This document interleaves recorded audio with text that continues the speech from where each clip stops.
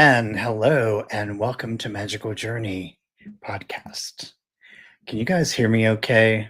I'm real paranoid after a couple weeks ago when my extra noise started all of a sudden.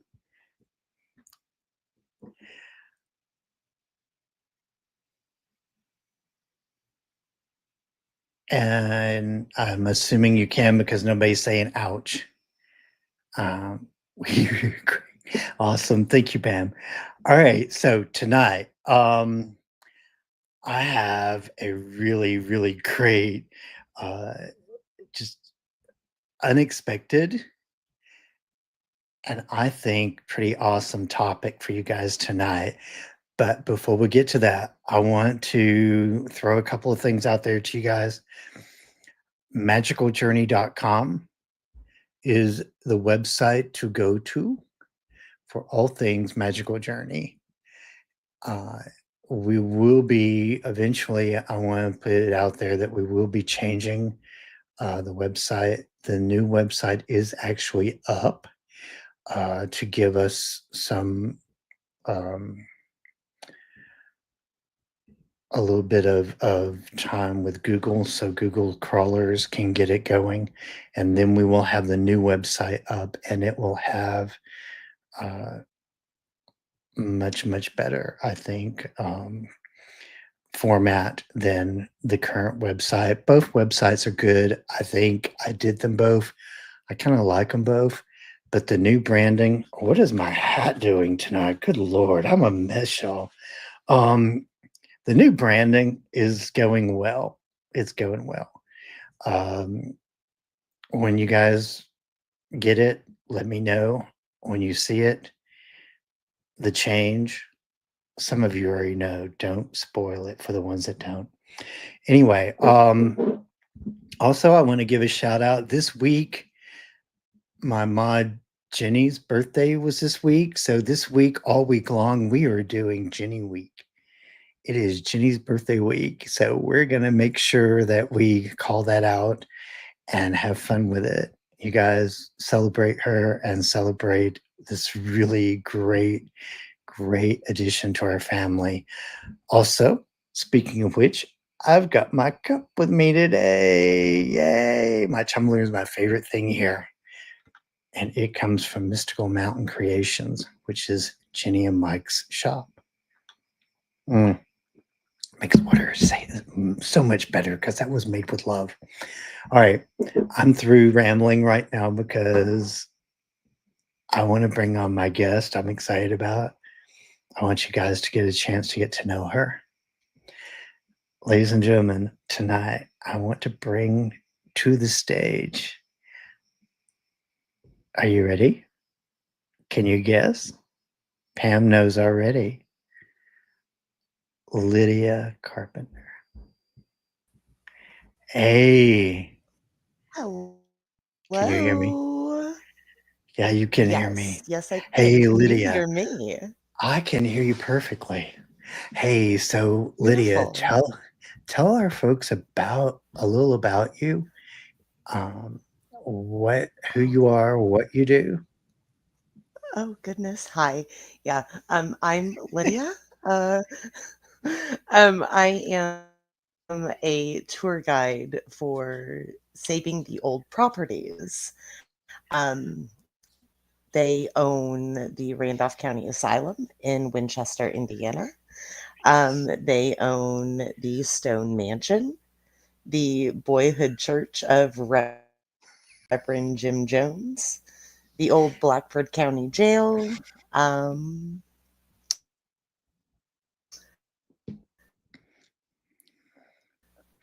just to name I'm a making few. those faces. I'm making those faces because your boyfriend gonna say, "Who's that?"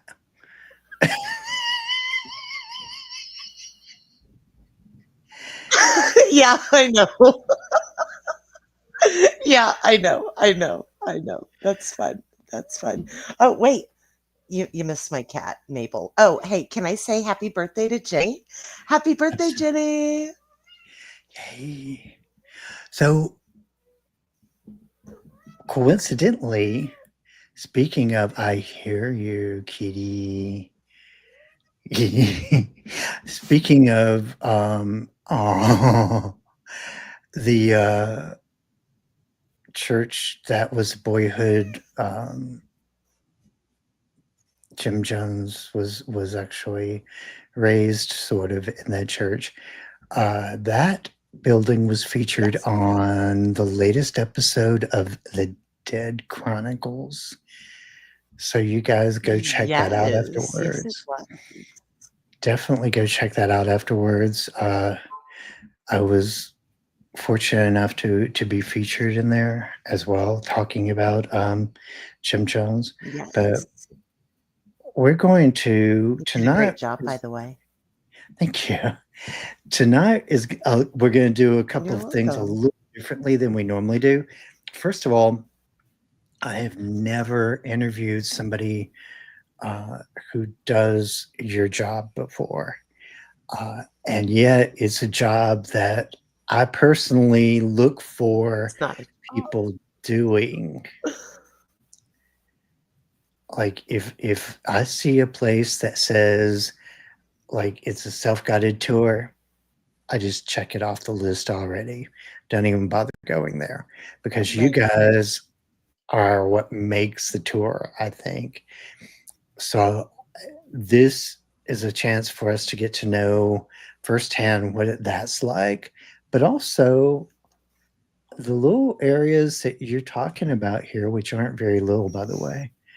Um, you get an extra bonus of having paranormal experiences in these historical buildings. So we want to Oh. dive into that for a few minutes. I want to know what is, first of all, tell me what it's like to work in these buildings.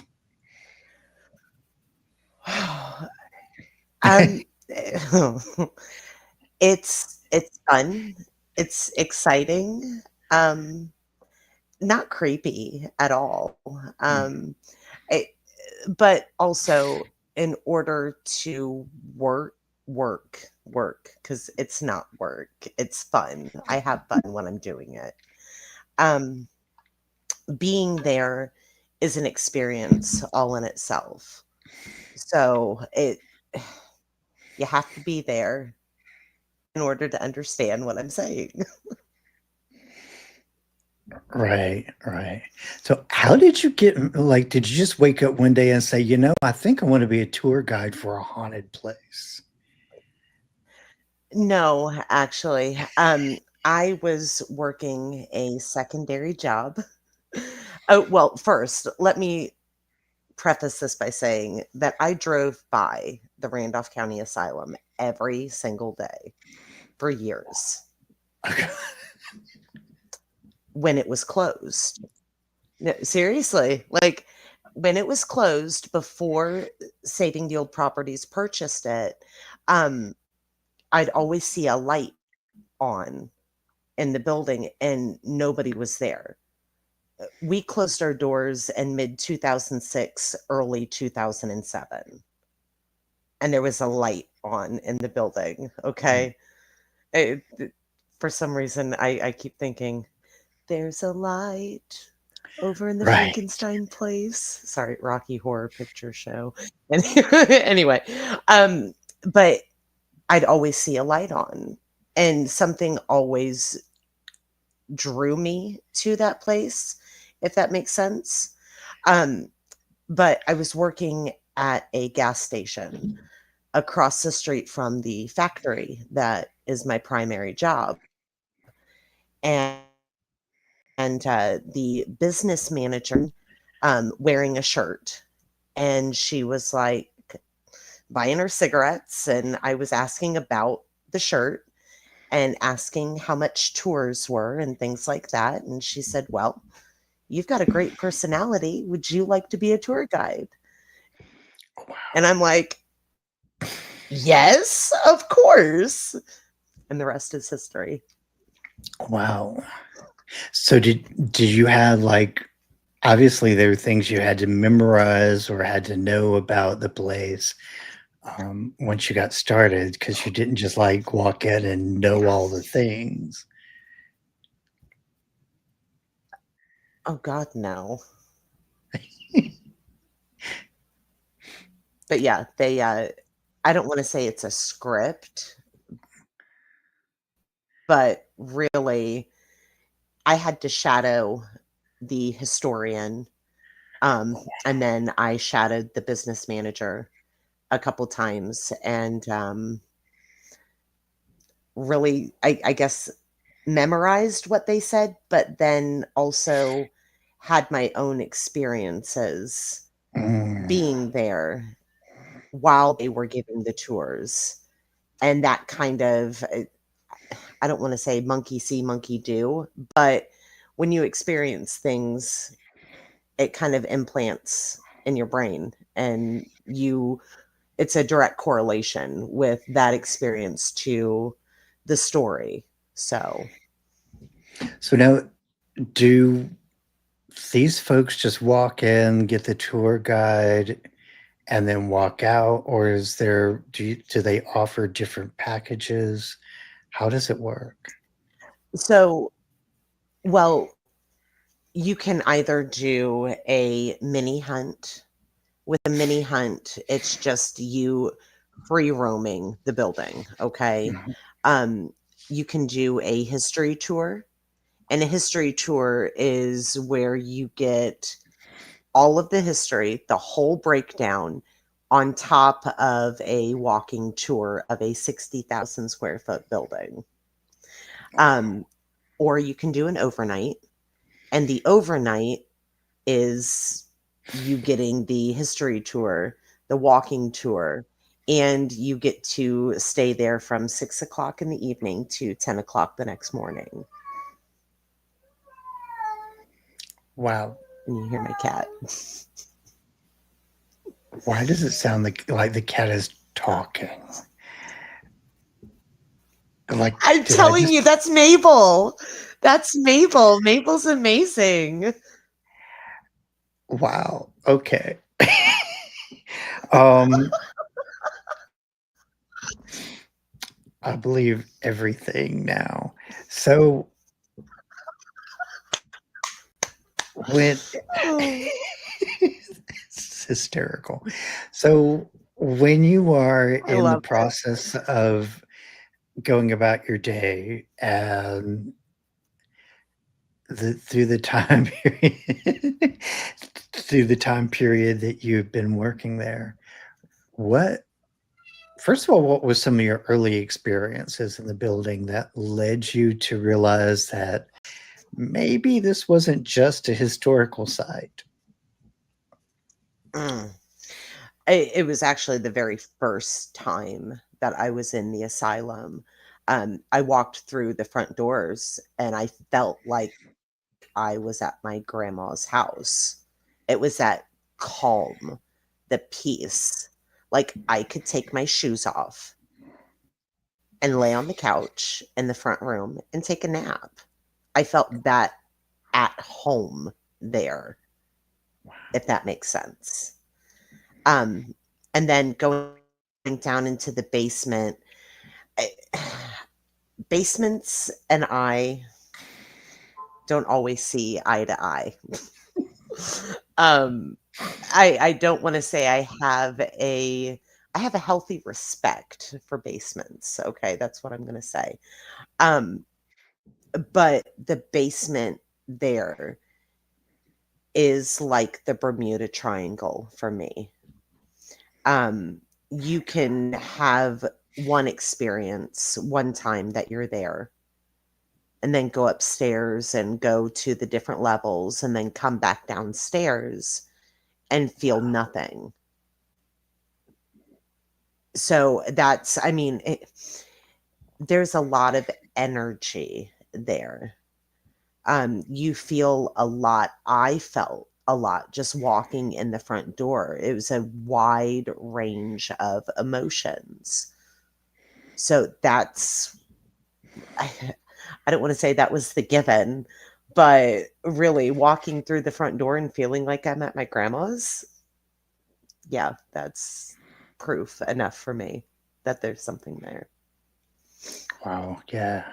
But it didn't stop there though. You've been there for how long now? Oh, about 4 years now. Wow. Yeah, that's a lot of time to connect. So and Right, and right. so there's the asylum, there's the church. Is there any other buildings connected to this, Stone mansion. the mansion? Okay. Mhm, Now the mansion, actually, I think I've heard some about the mansion already too. mhm. Um, Yeah.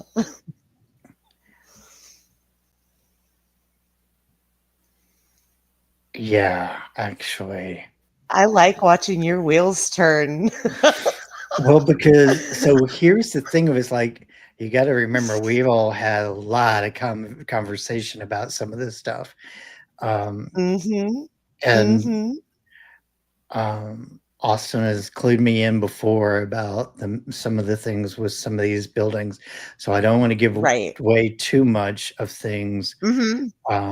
But at the same time, there are things that you personally have experienced at each one of these that I'm Yes. sure is quite Yes. eye opening, to say the least. Yes. So, Yes. so Yes. let's talk about what we can of your personal experiences as time progressed with these buildings. Well, so with being a tour guide, you really make it a personal experience, right? Like, when you sign up or when you put your deposit down and you set up your time to do your, your overnight, um, and now my okay, awesome. Um, anyway, you can pick who you want. If you want a specific tour guide or a specific individual, then you can ask for whomever. Um, so anyway, I ended up, but opening myself up to the spirits that are there and allowing them to give the tour. So going in the basement and then going to the first floor and second floor, having different experiences. Also, potentially, I don't want to say connecting with the overnight guests, but there are times where their passed over loved ones have come through, and I'm like, hey, did you lose your grandma? Like, did your grandma just pass? And did she have black hair? And was she about 4'3"? And and they're like, seriously? And I'm like, yeah. They're like, she died 2 weeks ago. And I'm like, oh Lord have mercy. Like, I'm sorry, but this is what she wants you to know. And a lot of times there's emotions that go with it, just like with anything. Last night I had a group from Ohio, um, and it was an older couple that had been together for like 25 years. And the woman lost her son Mm. 5 years ago. He was shot by some crazy person in Cincinnati, Ohio. Anyway, um, she says that he is always visiting her Mm. and she wanted some closure.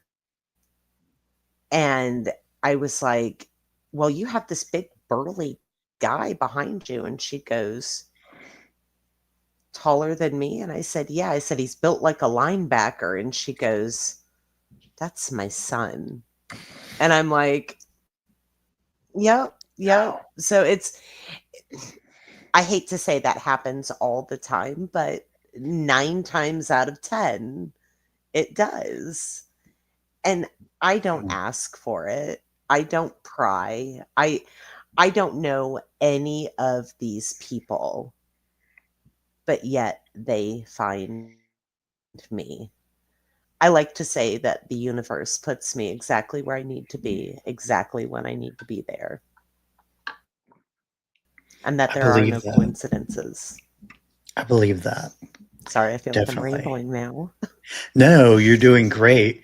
Here's what, again, I mean, this is your job. I mean, your daily thing that you do is Uh, communicating with people about these properties. yeah, So it is, I'm sure it's very natural. And it sounds like with your connection, you're very excited about what you do. And I don't blame you. I gotta yeah, tell you. it's fun. You know, it here's and this is one of the things I've always thought about doing the same thing, um, with properties, although, to be honest with you, where I live at now in Tennessee, it probably would not be financially very good for me to try to move into another job right now because my job pretty much has me locked in because of the money. Um, Right.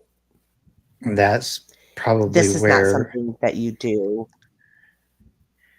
for yeah, Yeah, I don't do it for the money. I do it because I enjoy be I enjoy being able to go to these locations. I enjoy being able to experience the things that I get to experience, right?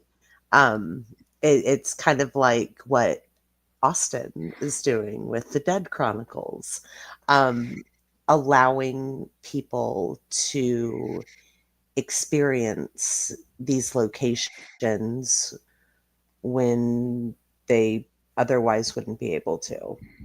So it's allowing myself to be a part of an amazing organization, but some amazing properties as well. well, and not only that, but I mean, just the fact that the company that you work for is saving on property. I mean, obviously Exactly. there's the benefit of the fact that these properties have come under ownership and care of people who intentionally, and very lovingly have acquired these places, and they've acquired them to keep them, if you will, alive. Yeah. Um, so I mean, there's that. It's not like, you know, going to Chicago or someplace and, you know, finding a company that buys properties just to buy properties to do Mhm. ghost tours or whatever. Right, right. These people actually have a mission in Yes. what they do. Yeah, Uh, yeah, and it actually started with the jail, oh, the wow. old Blackford County Jail. Dan and Rich lived there. Richard actually worked there and was a jailer and, lived there, and the city was gonna tear it down and make it into a parking lot or Oh, something, dear and Dan and Rich were like, "No," and everybody told them that they were crazy, and they're like, "No, like, we're gonna save this building," and they literally have. They literally have. Yeah, because I gotta tell you, that's one of the things that really gets me about, like, Nashville has a habit of tearing down historic properties. There's places where, a lot of historic properties have been lost in Atlanta and other places. Although I will give Atlanta props for the one thing, um, years ago, they had this building, what was left of it, it was kind of like falling apart. It wasn't very well taken care of, but they never tore it down at that point. it was a building that, and I forget who the author was, but it was a well-known author that wrote a very well-known piece of fiction. I can't believe I don't remember the name of either one of them right now. It's so well known. I totally spaced it. I almost want to. It was some gothic horror, I believe, actually, that was written there, and the building, like it was kind of just like a small unit rented out in this building that this person lived in. But the building, what was left of it, was just kind of leaning and kind of dilapidated, but they still had it. It was still standing. Um, I hate to say as long as it was still standing. But at that point, what do you do? You know, do you really want to be that person that knocks it down? No. Let's let it fall down on its own because it's going to, right? right, Don't push it. Just let it fall naturally. Yeah. right. So in your during your line of your daily lineup of tours and so forth, um, has anything ever happened while you were giving a tour that like your guests were kind of like, wait a minute, what was that? Every day of my life. Oh wow. No, no. It really, oh God. So there was, and this was about a year ago, there Mhm. was a very first time group that came in. Um, they had never investigated anywhere else. And they were a blended family. Mm. And things, I don't know, they were kind of weird. Things were weird for me that day. Like, I don't want to say energetically off, but I felt very off that day. Mm. Um, and I'm sitting there, and the couple is talking to me, and Gotcha. they're signing the waiver. And I'm like, so where are you from? And they're like, oh, we're from Lafayette. And I'm like, I used to live in Lafayette. Like, I can't tell you the amount of times that that happens. Days where I'm not supposed to give tours and I get called, hey, can you cover this? I'm like, yeah, sure. It's always somebody from somewhere that I've used to live. I've Wow. lived so many different places in my 39 years. Um, and every time it's somebody from somewhere that I've used to live. And they know exactly where I lived, exactly where I went to school. Like, it's like the universe is saying, hey, okay, this is where you're supposed to be right now. It's a nod, right? And I would say something, and this particular group, I don't know, I kind of froze. I felt like I was okay, you know, the dream. I don't know if maybe you've had this dream. I know I personally haven't had it, but you are in the middle of an auditorium or you're on a stage and everybody's looking at you and you're naked and you're like, "What the heck?" That's how I felt. I'm like, "Oh my god, don't look at me. Don't look at me." And I forgot everything that I was going to say. Um, and I had to stop for a few minutes and recompose myself. And I'm like, okay, can we just walk and talk? And I, the energy in that room, period, was overwhelming. So that was a what in the heck? What in the world's going on here? Who are you? And what have you done with our tour guide? But after they left, I went back the next day because I had another tour, and they left 4 Post-it notes singing my praises, how I was their favorite tour guide and how they can't wait to come back and experience our other properties. And I'm like, I totally dropped the ball on that one. I felt like that was the worst tour I had ever given in my entire existence, but Wow. apparently not. And it's so funny They say because you're your own worst critic, right? Yeah. right, right. I've actually been to Lafayette a few times. That's funny. It's too funny. That's really yeah. Seriously? Yeah, yeah. To put it into perspective, Just like saying. my family lived some of my family um, lived at one point in a place called Georgetown, Illinois, Okay.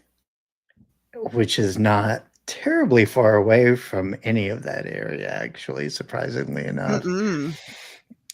So Mhm. yeah, yeah. So all You of know that, where I'm at. I do. It's like it's so funny. It's so funny. Um, wow, yeah, See? that puts a lot of things because Kismet. Kismet. so here's something that you probably are familiar with too. Waseca, Illinois. Uh-huh. So, and I don't even need to say any more about Waseca because just bringing up the name tells you everything about what I'm talking about with it. Um, there's only one thing that Mhm. Waseca, Illinois is known for because it's really a tiny area. It's kind of one of those places you drive through very quickly on your way somewhere. Uh-huh, yep, blink and you miss it. Right. But it is also the town known for one of the most well documented cases of possession in American history. Now, let's qualify that really quickly. It's not the type of possession that we normally think about. Paul, welcome back. It's not at all the type of possession we normally think about. I'm not going to give a lot of away. Go read the book. There is a book out called The Waseca Wonder. It's a really interesting story, but this is not about dynamic possession. It's a different type of possession. Actually, I wouldn't even consider it possession myself. I don't know what I would call it, but it was a totally different thing. But anyway, that whole area through there is just full of all kinds of interesting energy. Wow. That's So the asylum so and northern the what? No, go ahead. Go ahead. The asylum So, and what? so the asylum, the jail, the church, all of that is right there in that area. Wow. See, I was always Well, familiar actually, people. we are so we the asylum, the jail, the church, Stone Mansion, we are more towards Ohio. Okay. So I've lived, hi Mabel. I've lived all over the state of Indiana. Like my mom's Wow. family is from northern Indiana. Yeah, yeah. Wow. So I, that area, like Illinois area up near Lafayette and stuff like that, my mom, her family she's got a very old family. Um, and that's where her family is from. So Wow. when you talk about possessions and stuff like that in that area, my yes, a lot of personal Wow. experiences that I have had have happened in that area. So it wasn't like I just drove by the asylum and said, "Hey, I want to go and give tours here." It's an interesting building. It's something that I've always been interested in since I was a wee tot. Wow. And it's kind of, I imagine it's really interesting whenever people go, ask you, what do you do for a living? Do you ever just look at them and go, oh, I work at an asylum?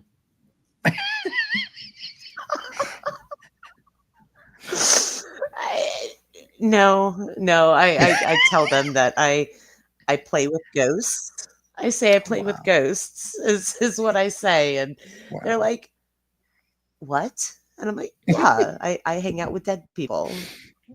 That's what I Wow. say. Wow. And essentially that's kind of what your job is in a way, is hanging out with dead people and giving tours of their living space. Yes, Wow. So what right?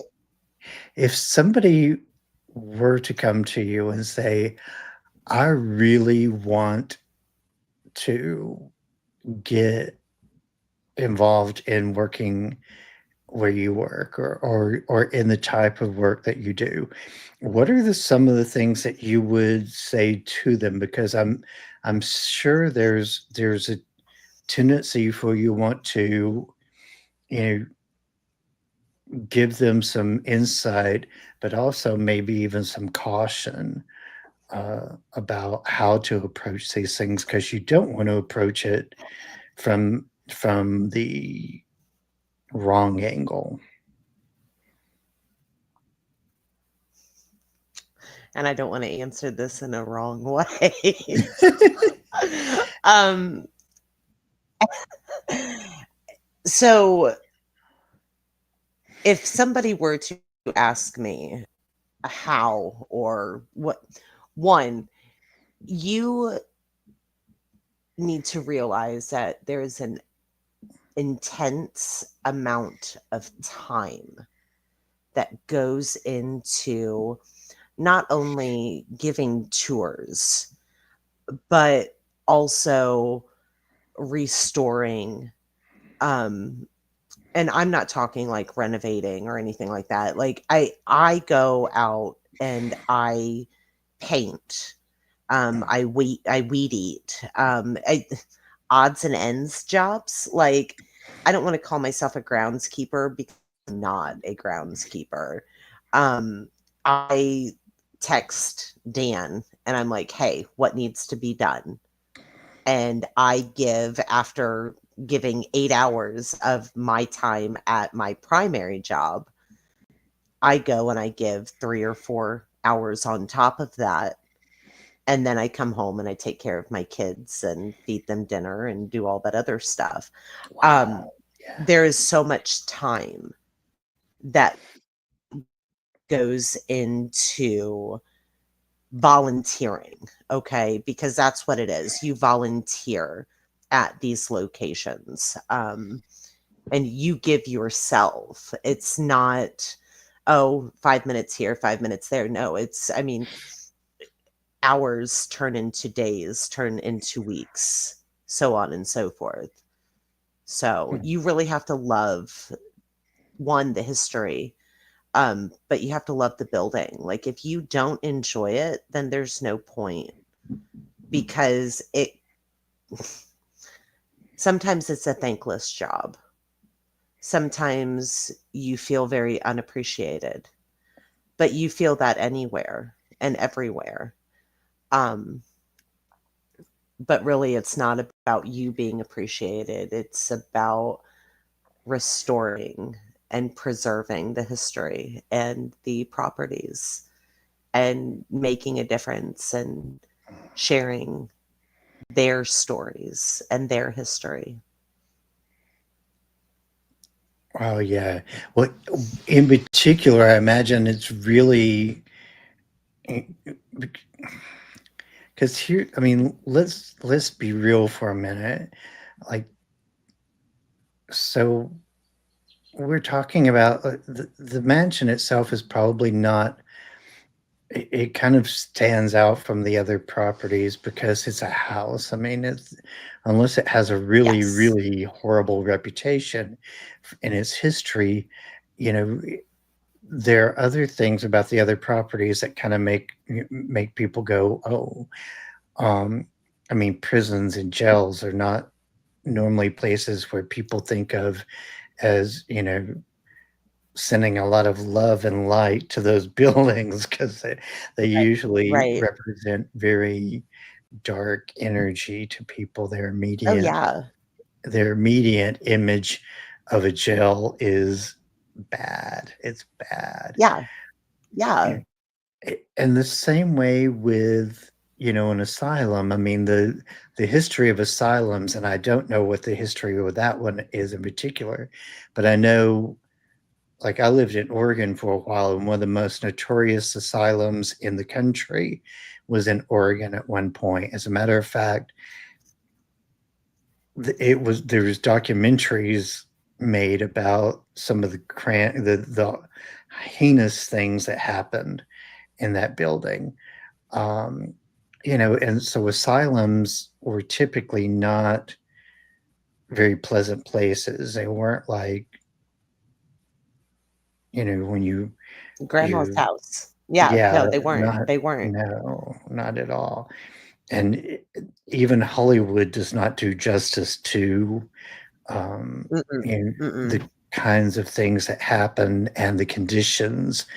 Right. Asylums a lot of times were no better than prisons in a sense. I mean, there Right. was no there was no comfort. It was you were literally locked away and shut away. Uh, and there were I mean, So, the early practices. Yeah. oh yeah, lobotomizing people and Mhm. waterboarding, water torture, things like that. So at the Randolph County Asylum, Mhm. that was a poor farm, is exactly what it was. An asylum as in a safe place, Mm. not a crazy hospital, not a mental institution. Um, and Stone Mansion is beautiful all in itself. I call Stone Mansion Pandora's box only because there are so many things that I, I still am not even scratching the surface on Stone Mansion. You can go in and you can hear things. I mean, see shadow figures and then leave and come back and be absolutely quiet.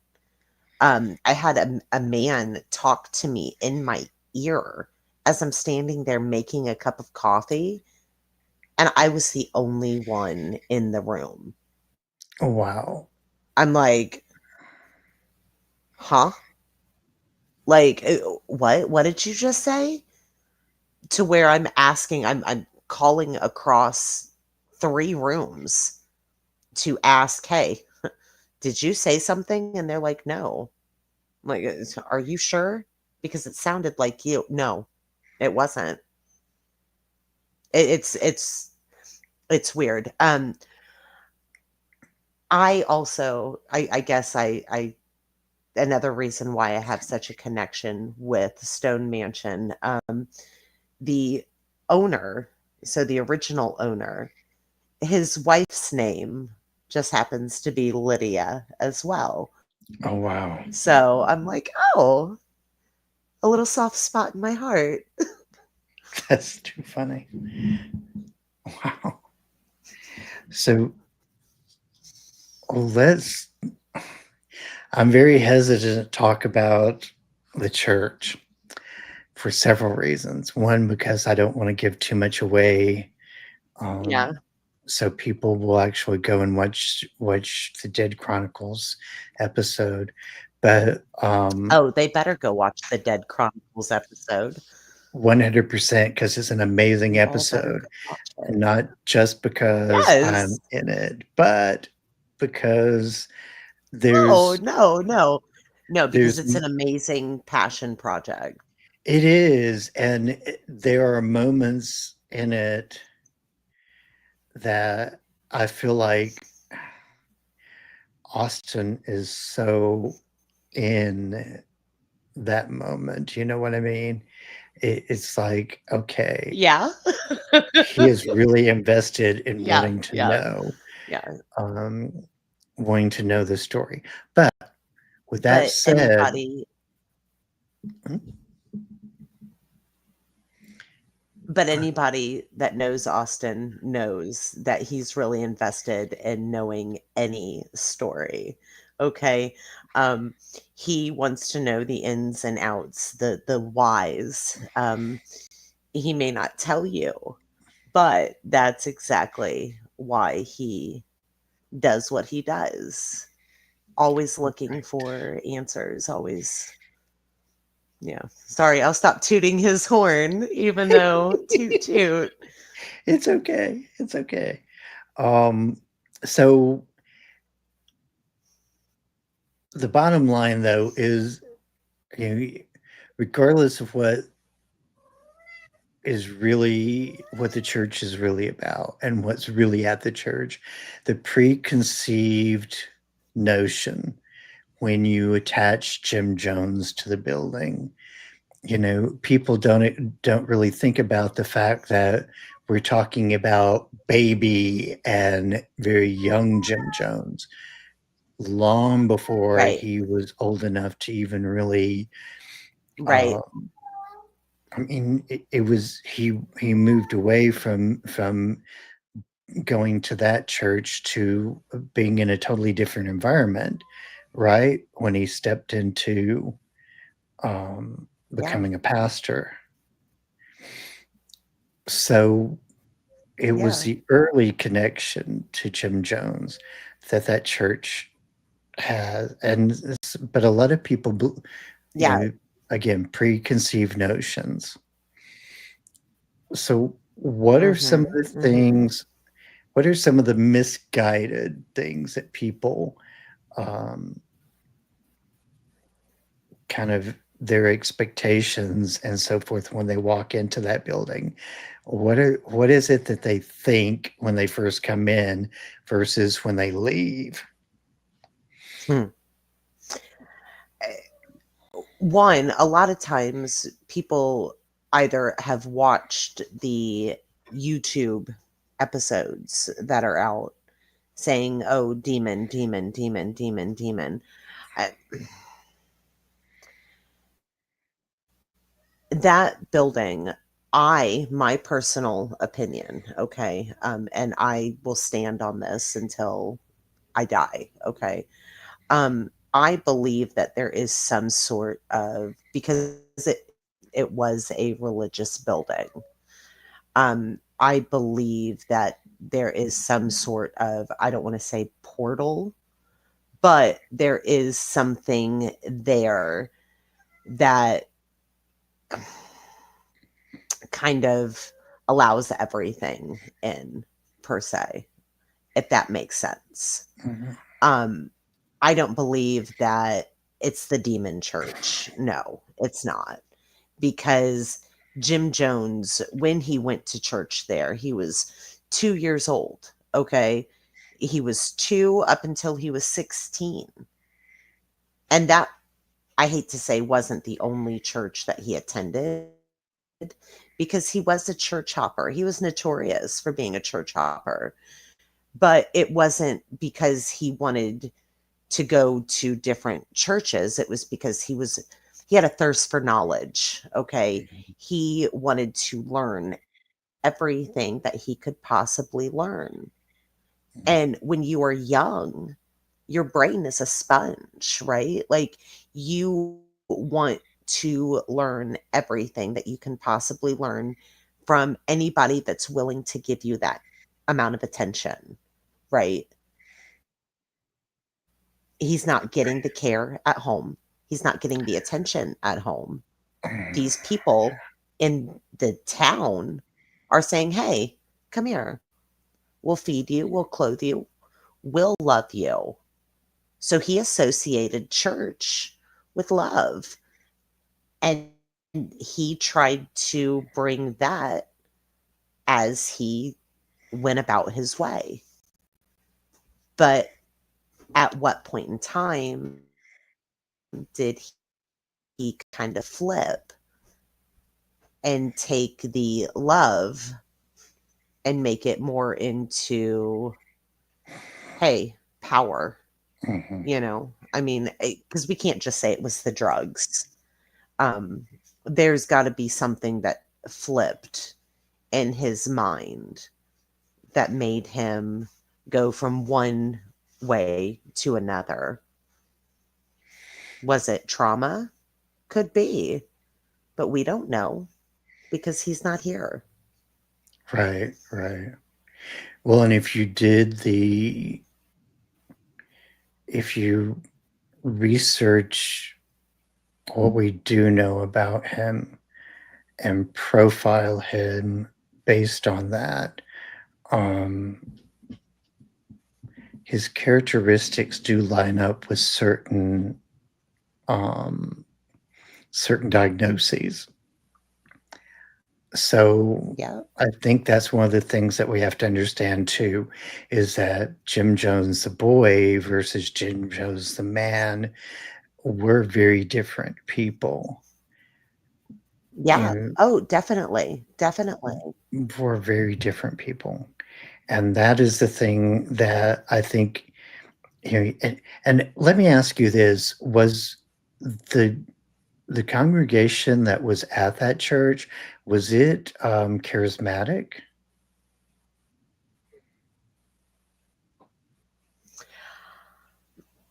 Wesleyan. So they were more of a loving, I don't want to say like holy roller type stuff. Okay. Like, I'm Mhm, not trying to say apostolic or Pentecostal or any of that, but it is a small town. All right. mhm, Like, blink and you miss it. Not really blink and you miss it, but they've got maybe one major stoplight. There's no grocery store. They've got a right. Dollar General. Okay, like, it's, I mean, a truck stop and then another gas station. The school is elementary, junior high, and high school all in one building. Okay.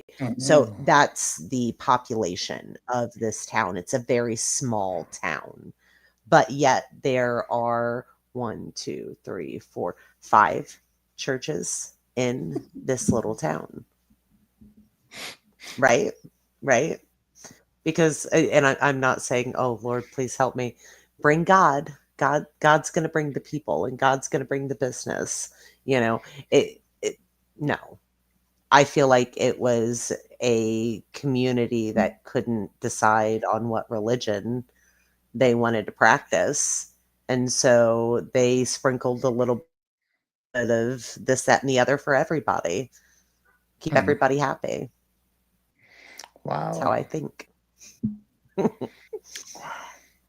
Yeah, yeah. I think it's very important that we understand. Um, and I guess that's one of the things that,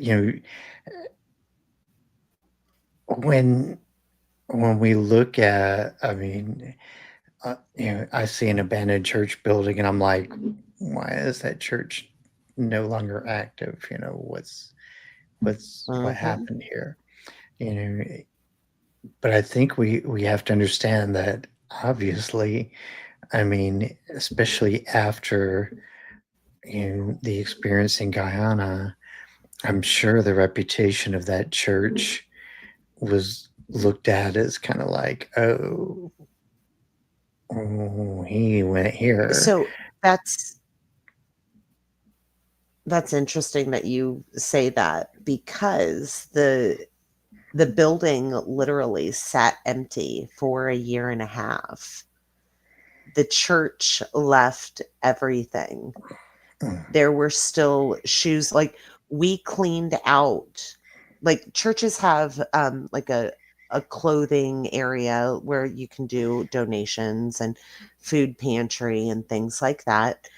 There were still shoes and clothes in this closet area. There were toys that were left, the pews were left, the hymnals, Bibles. They held funerals. They did counseling sessions at this church. Everything was left, decorations, I mean, everything. It was like, okay, we'll come back and get the stuff. And they never came back and got it. So Hmm. when we acquired the building was shut up, locked up tight. We opened it up, spread light in there. And as soon as we got in there, I mean, it was moldy. There was water damage. There was all kinds of stuff. Hmm. But everything there was still there. I mean, the pulpit, the registry, everything. Wow. So why leave all of that Yeah. stuff? For what purpose? I don't know. Right. It's kind of Makes you like, wonder. well, yeah, because that's kind of like very Amityville horror-ish in a way. Like we're just gonna Yes. leave everything and forget about Yes. it. You know. Right. So Right. so was it, did the congregation just diminish to the point where they just didn't care anymore? Was it one of those things where it became stale and stagnant? There is another church. They say because Dan, the owner of the president of Saving the Old Properties, he did some research and he found that the congregation, that the church went to a new building, not a new building, but a new to them building. So Hmm. if you go to a new building, why are you leaving your things in your old building? Right. What's the Right. story behind that? And that's one thing that nobody is talking about.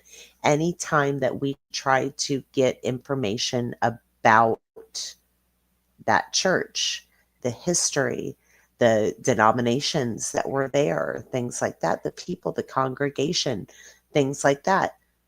No, no, no, no, no. Nobody wants to talk about it. Hmm. Nobody wants to talk about it because the association with Jim Jones. Wow. That is so Yeah, sad. That is so sad. it is. It is because that's part of history. I'm not saying that what he did was good by any means, but you don't learn from history if you act like it doesn't exist, right? Like, how do we learn if we don't talk about it? We Right. don't. But it's not just going to go away. Right. That is very true. Very true. I find all of this very interesting. And I got to tell you, coming from the perspective of somebody um, who enjoys not only historical places, but the paranormal as well. Of course, for most of us, both of those things go hand in hand. Um, for me, it's it's very good, very insightful, and very helpful to have a chance to actually speak with somebody who's in the industry, who has the experience of being a part of um, the just the experience itself. I mean, there's so many things I could say about all of that because again, like I said, I take it very personally, um, and, and find very big importance in the people who are part of the properties that I go to, or part of Oh, yeah. um, you know, or even regardless of whether it's a cavern or a home or a business or whatever, anything where I'm going and I'm doing tours out. Like I said, I hate self-guided tours. I'd much rather have Right. the personal tour every time. Uh, so with that, I think it's for me, it feels it's very enlightening to get to actually hear some Thank firsthand you. experiences and get to know more about your side of it from you. Because I know it's Thank very you. rare Thank that we get you. very few people ever like go up to their tour guide at the end of a tour, and interview them. It just does not happen. So we just kind of leave and No, no, no. yeah, we just kind of leave and we enjoyed the experience, we enjoyed the connection, but after that, you guys have another tour, so it's not like we got time to jump in and get to Hmm. know all the things about you. So this is a very rare opportunity and a Right. very an opportunity that I find very helpful. And actually, now I'm considering taking off at some point, and then when I can, and going up and touring some of your properties now. Um, Hey, well, all you have to so do is say, hey. I know, right? I would like to gather up a small group and do an overnight investigation. Because what you guys have like what a 5, 6 person limit? What's the limit? So at the asylum, um, you can do up to, I believe it's 15 people. Wow. But here's the thing. When you are at the asylum, because the asylum is 4 stories, 60,000 square feet, um, we find that the more people that you introduce, the less activity you get. Mhm. Um, but also to each their own, right? Like if you want to come in with 20 people, then that's on you. But don't gripe and complain because you didn't get any evidence because all you do is this, and that, So less is more. Right, definitely so. It doesn't matter. Oh, and there I go. Okay. Um, the asylum, 15, 20 people. Stone Mansion, I believe 10 people. The jail is 15 people. Um, yeah. Wow. Wow. It would be good to be able to get a small group together and go do an overnight at those properties. Um,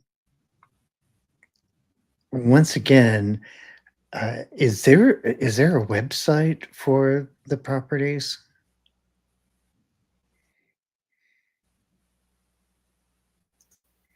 I can't hear you. Oh, is there a website for the properties? And you froze. I froze? Oh no. It is saving the old. Yeah, yeah, you froze, and I think I froze. Um, so there is a Facebook. Can you hear me? I can. Okay. So we have a Facebook. It is the Randolph County Asylum. That's on Facebook. The Stone Mansion has its own Facebook, but there is a phone number that you can call. Can I plug the phone number? Absolutely. It's my favorite thing. It's 765-808-8730. And you'll, Lord, okay, there we go. There we go. You'll talk to Kate and ask her what dates we have available for any of our 7 locations.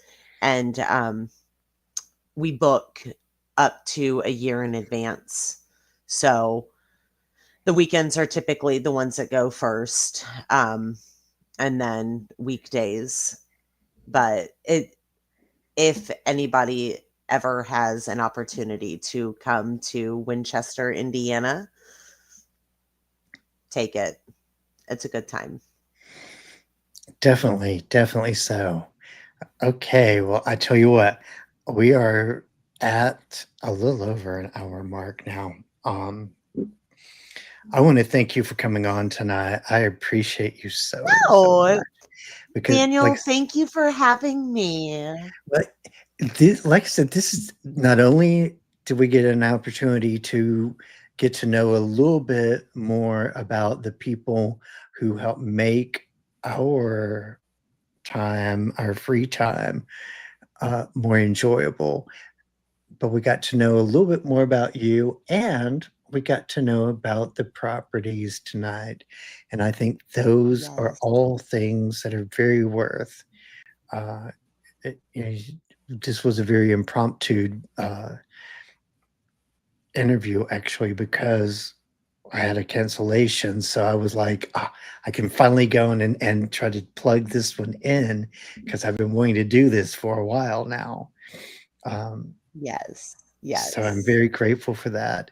So I really appreciate you joining us tonight. And if you will hold on for just a minute in the back, I'm going to close this out and I'll get right back to you. Awesome. All right, guys. There you have it. And thank you, Pam, for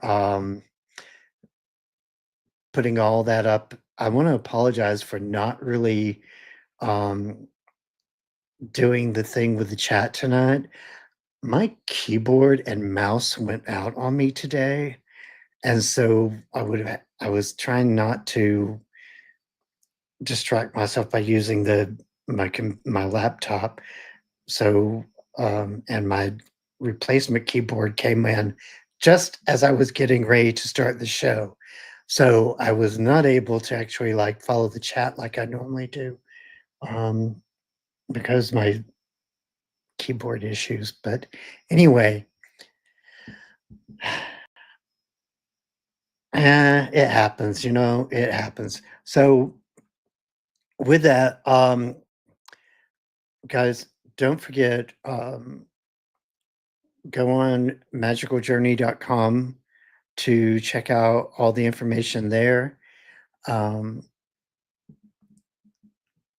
I will keep you updated if you go onto my Facebook page for Magical Journey, the group. Um, I'll keep you updated there on the uh, the journey into finalizing our branding, because I am doing some changes with the brand, including a spelling change that's coming up. Uh, and yes, new merch. There will be new merch. Let me tell you though, this my hat never did. I never did correct the fact that my hat is doing that bro thing today. But this, I'm going to keep some of the old merch on the store, because this logo is still going to be around somewhat in its own way. It still will have a life, but there will be new merch coming out to match the branding. It will all make sense sooner or later. I promise you guys, it will all make sense sooner or later. Anyway, I appreciate you guys. Um, thank you for coming out. I really appreciate Lydia for coming on and giving us a lot of great information. I really want to go to these properties now. I've been wanting to go to, but now that I've actually talked to her, now I really want to go to these properties. So between now and sometime next year, depending on how I work my PTO, this is going to be a thing. Anyway, um, thank you guys again. Enjoy the rest of your weekend, and may your journey always be magical.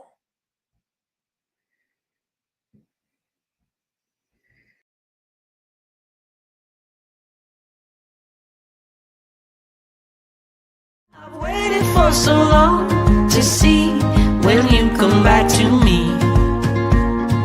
Through the wars and battles that were lost, we're born again, it's you and me. The rest is history. Past lives.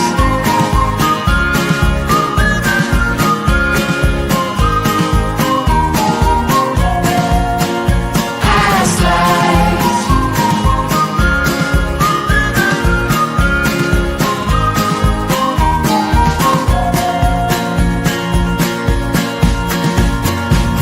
Did we dance together on different floors in 1500 or 1504? We must have been lovers. We must have been something in our past lives.